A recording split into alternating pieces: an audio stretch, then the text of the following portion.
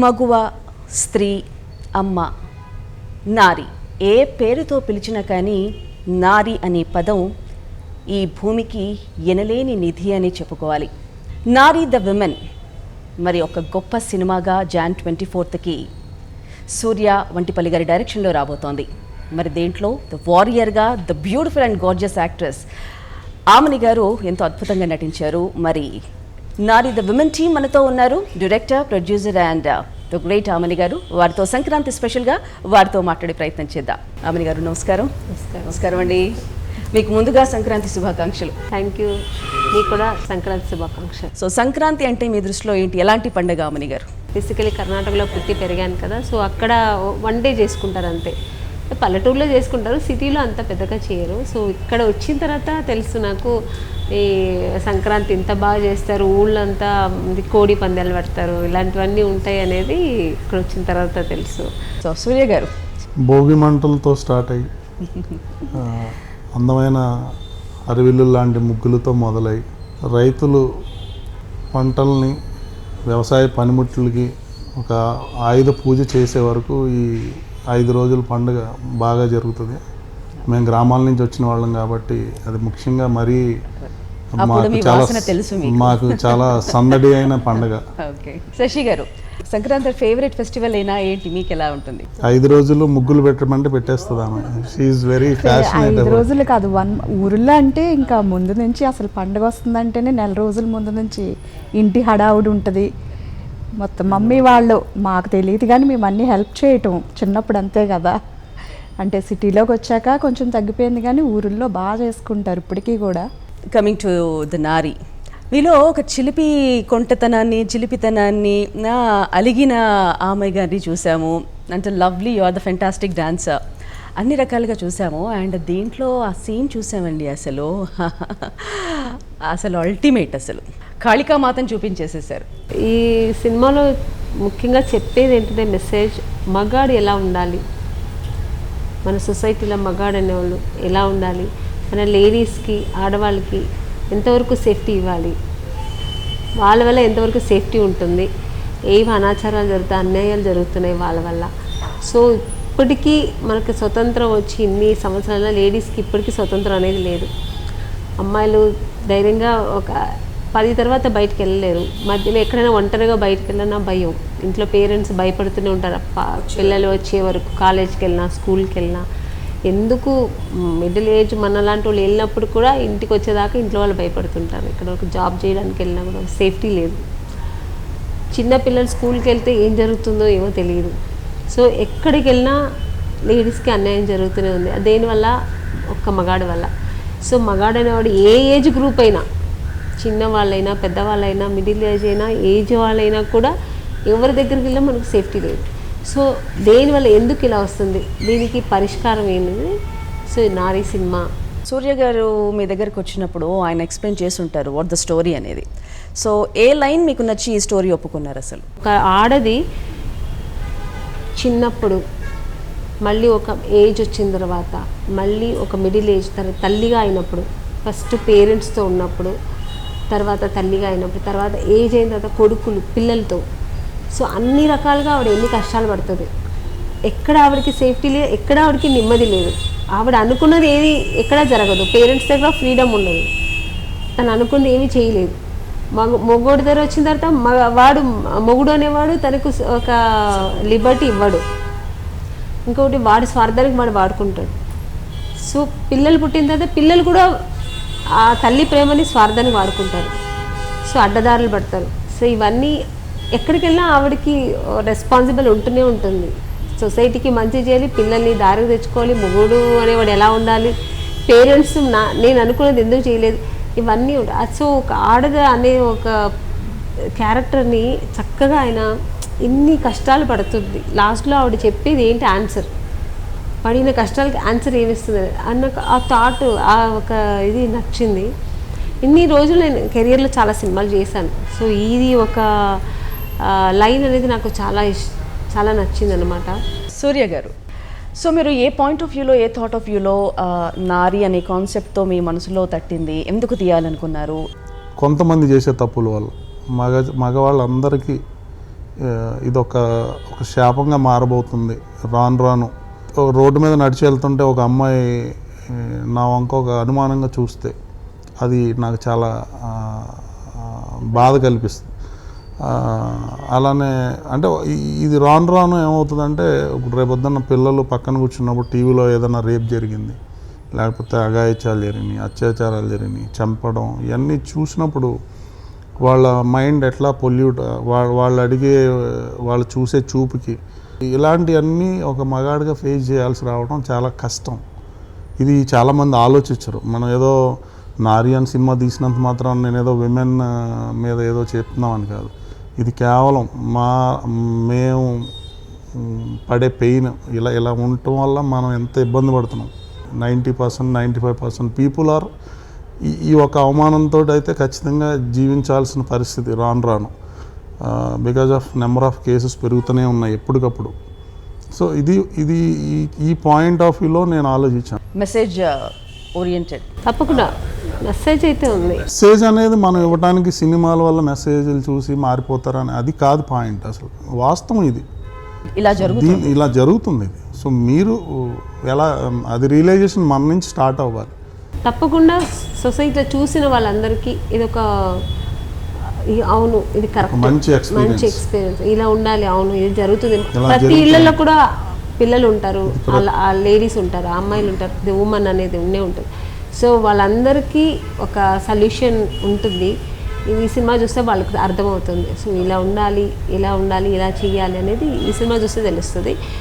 Premier shows కూడా అందరినీ సెలబ్రిటీస్లో cinema వాళ్ళే ఉంటుంటారు. బట్ మీ వర్షన్ వచ్చే వరకు పొలిటికల్ వాళ్ళని అంటే లాయర్స్ని అండ్ పోలీస్ డిపార్ట్మెంట్ వాళ్ళని తీసుకురావడం జరిగింది. ఏంటి దాని వెనుక ఏమనుకోవాలి మేము? యాక్చువల్గా ఈ నారి టైటిల్ రిలీజ్ చేయాలి అనుకున్నప్పుడు అసలు ఫస్ట్ ఆఫ్ ఆల్ నేను సినిమా ఫినిష్ అయ్యేదాకా నేను ఒక పిక్చర్ కానీ ఏం నేను రిలీజ్ చేయాలి. So my focus first cinema finish కావాలి. మధ్యలో ఎన్ని ఇబ్బందులు వస్తాయి ఇవన్నీ చాలా, అందులోని మొదటి సినిమాకి ఇవి చాలా అడ్డంకులు ఉంటాయి. సో ఒక్క సినిమా ఫైనల్ అయ్యేదాకా ఒక్క విషయం కూడా బయటికి రాకూడదు అనుకున్నాం మేము. ఈవెన్ ఒక పూజా పోస్టర్ కూడా మేము ఎక్కడే ఇలా వన్స్ ఫినిష్ అయిపోయిన తర్వాత సో ఈ టైటిల్ రివీల్ చేయాలంటే ఒక పర్సనాలిటీ ఉండాలి, ఒక రియల్ ఫైటర్ అయి ఉండాలి, లైఫ్ని తన సొసైటీని బ్యాలెన్స్ చేయగలిగే అలాంటి ఒక వ్యక్తితో ఈ పోస్టర్ రిలీజ్ చేయాలి. ఆ టైటిల్ నారి అనే టైటిల్కి యాప్ట్ పర్సనాలిటీ ఎవరు? సో మాకు సీతక్క గారు కనిపించారు. సో లక్కీలీ మా రిక్వెస్ట్ని ఆవిడ యాక్సెప్ట్ చేశారు. సో ఆవిడ వచ్చి ఈ టైటిల్ని గ్లిమ్స్ని రిలీజ్ చేశారు ఆవిడ చేతుల మీదుగా. So it's a very big achievement. First స్టార్టింగే మేము చాలా ఓకే మేము అనుకున్నది చాలా సక్సెస్ఫుల్గా చేయగలిగాం. ఒక అమ్మని ఎలా మనం చూస్తున్నామో, సిస్టర్స్ని ఎలా చూస్తున్నామో, బయట ఆడవాళ్ళని కూడా అలా చూస్తున్నాం అనేది వాళ్ళలో ఎందుకు మార్పు తేయకూడదు అనేది చాలా వరకు విన్నాను. సో ఈ పాయింట్స్ ఏమైనా మీరు చెప్పడం జరిగిందా? మా సినిమాలో ఒక డైలాగ్ ఒకటి ఇన్స్టాలో రిలీజ్ అయింది. అవునండి, నిత్యశ్రీ అనే అమ్మాయి చేసిన రోల్ అది. అందులో తన పెయిన్ అంటే అప్పుడే ఒక మెచ్యూర్ అయ్యి ఒక 12-13 ఏళ్ళ అమ్మాయి కొత్త ప్రపంచాన్ని చూస్తుంది. తనలో వచ్చే మార్పుల్ని సరిగా అర్థం చేసుకోలేక బయట నుంచి వచ్చే ఒత్తిళ్ళు, బయట నుంచి చూసే చూపులు, వీటిని దాటుకుంటూ ఒక అమ్మాయి పడే ఆ పెయిన్, అది ఆమని గారికి ఆ అమ్మాయికి జరిగే ఒక డిస్కషన్ క్లాస్ రూమ్లో, అది అంటే ఒక రియల్ పెయిన్. అది ఆ అమ్మాయి పెయిన్ని మేము అందులో చూపించాలనుకున్నాం. అంటే అది నా కూతురి కథ అవ్వచ్చు, నా భార్య కథ అవ్వచ్చు, మా అమ్మ కథ అవ్వచ్చు, ఎవరిదైనా. సో ఈ స్టేజ్ దాటొచ్చిన వాళ్ళే అందరూ. సో ఇది మేము ఒక పెయిన్ని చాలామంది ఉంటుంది చెప్పుకోలేరు బయటికి. సో మేము ఈ రోల్ ద్వారా మేము చెప్పించగలిగాం. సో చక్కగా మీ వారు ఒక అల్టిమేట్గా ఒక బ్యూటిఫుల్ విమెన్ మీద ఒక మంచి స్టోరీతో స్టోరీ రాశారు, దాన్ని డైరెక్షన్ చేశారు. So what's your support to him? చాలా సపోర్ట్ చేసిన వల్లే ఇంత తొందరగా చేయగలిగాం మూవీ కూడాని. ఈవిడ బ్యాక్ బోన్ అండి. మీరు ఇక్కడ కూర్చున్నారు, మీరు అలా అనుకోకండి, చాలా టాలెంట్ ఆవిడకి. అసలు మానిటర్ ముందు కూర్చుంటే ఆయన డైరెక్షన్ చేస్తుంటారు సూర్య గారు, ఈవిడ అన్నీ చెప్తుంటుంది, కాదు ఇలా ఉండాలి లేదు ఇందాక కంటిన్యూటీలో ఆవిడంతా చక్కగా చెప్తుంది, లేదు ఇందాక ఇక్కడ నుండి ఆ గ్లాస్ ఇట్లా మీరు ఆ మేడం ఇలా వచ్చారు అలా పోయారు. సో వాడికి అంత అంటే ఆ డైరెక్షన్ మీద ఓన్లీ ప్రొడ్యూస్ చేసాము ఏదో డబ్బులు వేసాము అనేది కాకుండా ఆ సినిమా మీద ఉన్న ఆవిడకి ఒక ప్యాషన్, ఆ ఇంట్రెస్ట్ నిజంగా రియలీ గ్రేట్. చాలా సపోర్ట్ చేసింది. సూర్య గారితో పాటు మామూలుగా ఈ సినిమా మాత్రం కాదు, బయట కూడా వాళ్ళిద్దరూ అలాగే ఉంటారు, రామసీతలా ఉంటారు. ఆయన అంటారు జంట. ఆమని గారిని కలవటానికి వెళ్ళిన రోజైతే ఫస్ట్ ఇప్పుడు ఇంటర్వ్యూకి ఎలా అయితే వచ్చానో కొంచెం కంగారుగా అలాగే వెళ్ళాను. కానీ అసలు అన్ని క్యారెక్టర్స్ చేసి అన్ని సంవత్సరాలు ఇండస్ట్రీలో ఉన్న ఆమని గారిని కలుస్తున్నామా అని లేదు, ఒక అక్కని అలా అంటే కలిసినప్పుడు కొంచెం టెన్షన్ ఉంటుంది కానీ 10 నిమిషాలకే అదంతా పోయింది. ఇంక అసలు షూట్ చేసేటప్పుడు కూడా మేము ఫస్టే మాకు అసలు ఏమొచ్చో రాదో అన్నది మరి మేడం ఎలా జడ్జ్ చేశారో తెలియదు. కానీ ఏ సీను ఒకవేళ మీకు కావలసినట్టు రాకపోతే మళ్ళా చేద్దాం, ఏదో నేను పెద్ద యాక్టర్ని నేను అన్నీ చేసేసాను కదా అని మీరు అనుకోవద్దు. మీకు ఏదన్నా మీకు కావలసినట్టు రాకపోతే మళ్ళా చేద్దాం. అందరూ అలా సపోర్ట్ చేయబట్టే మేము కూడా చేయగలిగాం అన్నీని. ఆమని గారు, ఇంకా ఈ సీన్ అయితే అల్టిమేట్, నేను ఇప్పటివరకు చేయని సీన్స్లో ఏదైతే బాగా చేశాను అని ఒక హార్ట్ టచింగ్ అనిపించిన సీన్ ఏంటది? సో ఓవరాల్ ఎంటైర్ నా character from the beginning to end వరకు అన్ని పవర్ఫుల్ సీన్స్ ఉంటాయి. సూర్య గారు కూడా ఫస్ట్ మూవీ ఆయన కథ చెప్పేప్పుడు ఆయన చెప్పే విధం ఇప్పుడు మాకు తెలుస్తుంది, వాళ్ళు చెప్తున్నప్పుడే అర్థమవుతుంది వీళ్ళు చేస్తారా లేదా వీళ్ళకి అంత ఉందని. కొంతమంది చెప్పేది ఒకలా ఉంటుంది, అక్కడ చేసేప్పుడు ఏం ఉండదు, వాళ్ళకి అసలు విషయం ఉండదు. సో నేను వెళ్ళే వరకు ఓకే కథ ఓకే, సో ఎలా చేస్తారో తెలీదు, ఓకే చూద్దాం. ఫస్ట్ డేనే తెలిసిపోయింది. సో ఆయన తీసే టేకింగ్స్, ఆవిడే తీసుకునే ఇంట్రెస్ట్, సో వాళ్ళిద్దరిలో ఇది బాగా రావాలి అంటే ఒక ఇంటెన్షన్తో వచ్చారు మంచి సినిమా చేయాలని. సో అది చక్కగా అలా అనుకున్నట్టే ఈరోజు ఇన్ని సీన్స్ అంటే ఇన్ని సీన్స్ అయిపోయేది కరెక్ట్గా ప్లాన్, పెద్ద టెన్షన్ ఏమి ఉండేది కాదు. సో తర్వాత ప్రొడక్షన్ హౌస్ కూడా మాకు ఆర్టిస్ట్కి ఏ ఇబ్బంది లేకుండా కంఫర్టబుల్గా మాకు అన్నీ చేసి పెట్టారు. సో అందుకని టెన్షన్ లేకుండా సినిమా పూర్తయింది. రమణ గోగుల గారు కూడా చక్కటి పాట పాడినట్టున్నారు. Again he's in boom. These credits goes to my music director only. ఇందులో మేము చెప్పడానికి ఏముందిలే కానీ అంటే నాకు ఇలా కావాలి, నాకు ఈయన పాడితే బాగుంటుంది అంటే అంతే, తను అంత హీ డిడ్ దట్. ఎన్ని సాంగ్స్ ఉన్నాయి దీంట్లో? 5 సాంగ్స్ అండి, 5 సాంగ్స్ ఉన్నాయి. రమణ గోగుల్ గారు ఒక మంచి కుర్రాళ్ళకి మంచి youthful song. It's a family. ఇది ఏంటంటే ఏదో ఒక విమెన్ ఓరియంటెడ్ కాదు, ఇందులో ఒక మంచి లవ్ స్టోరీ ఉంది, ఒక మంచి ఫ్యామిలీ డ్రామా ఉంది. ఒక డెబ్యూ అనేది ఒక డైరెక్టర్కి కానీ హీరోయిన్ కానీ హీరో కానీ జనరల్గా ఒక లవ్ ఓరియంటెడ్ ఇది లవ్ స్టోరీ అనండి. ఇందులో తండ్రి ప్రేమ ఉంది, ఇందులో ఒక లవర్ ప్రేమ ఉంది, ఒక తల్లి ప్రేమ ఉంది, ఒక కొడుకు ప్రేమ ఉంది. It's a pure love story. There are two angles.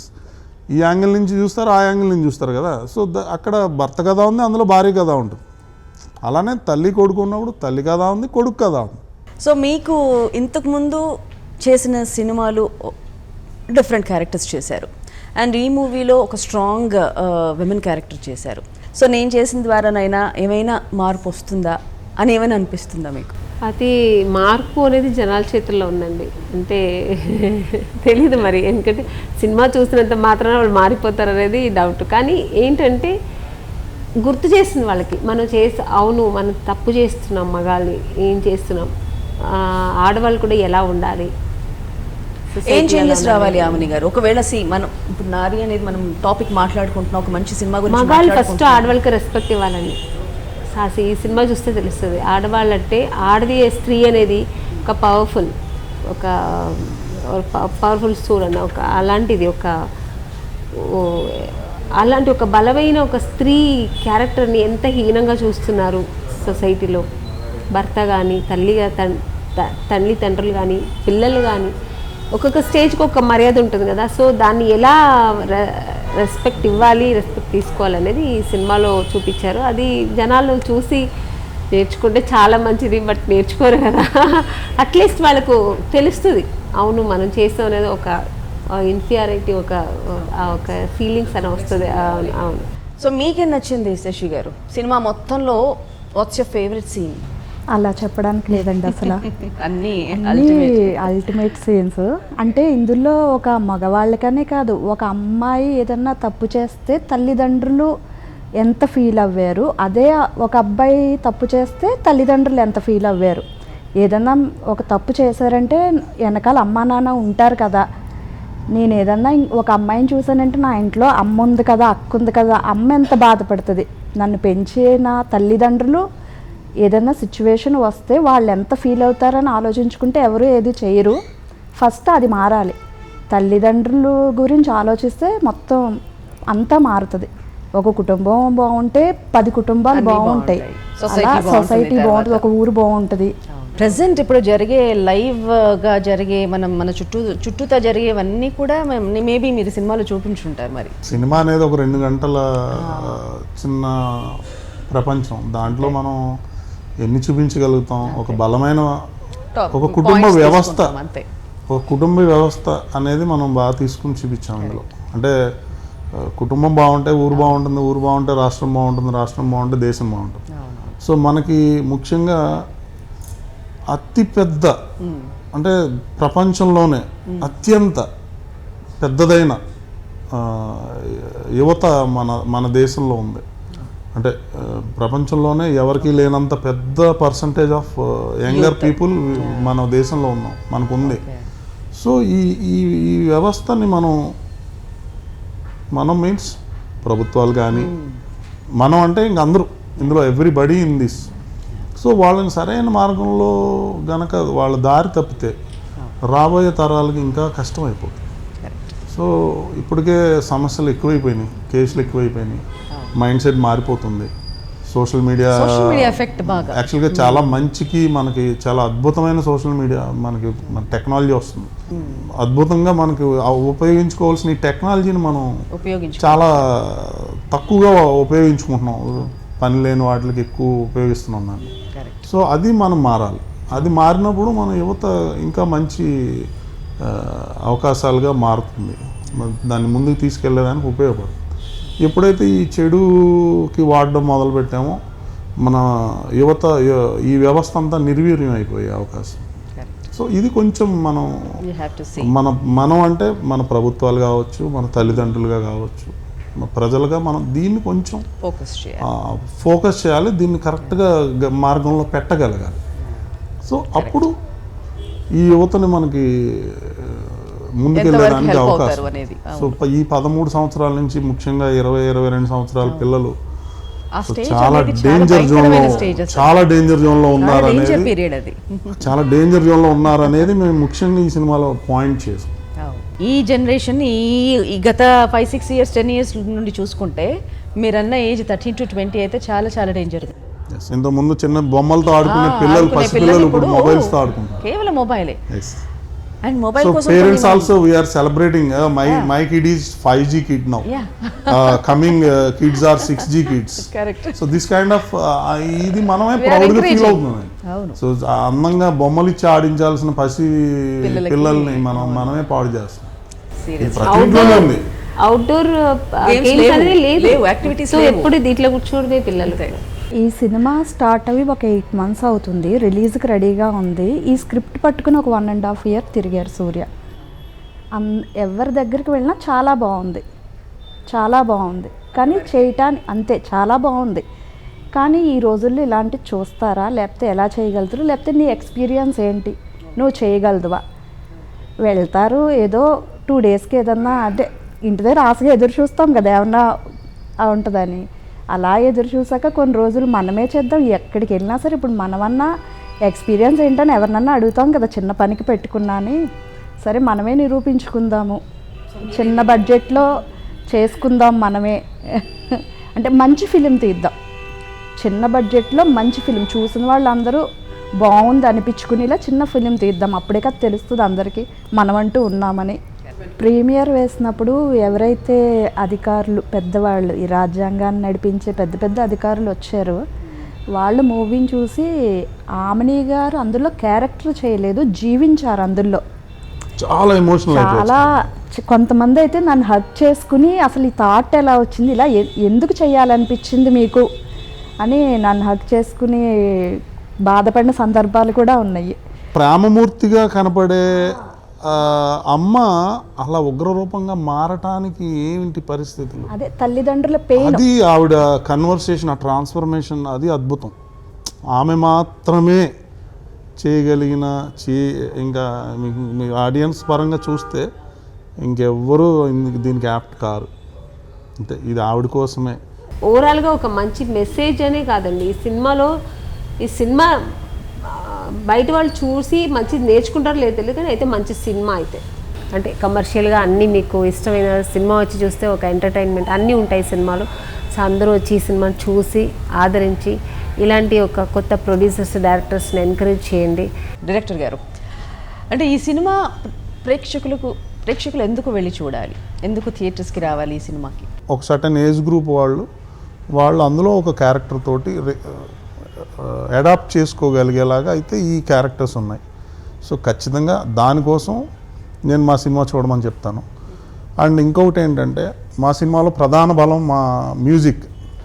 ఇందులో ఒక అద్భుతమైన యూత్కి నచ్చే ఒక మంచి టీజింగ్ సాంగ్ ఉంది.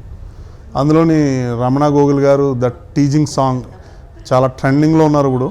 సో ఆయన సాంగ్ని త్వరలో మేము ముందుకు తీసుకొస్తాం.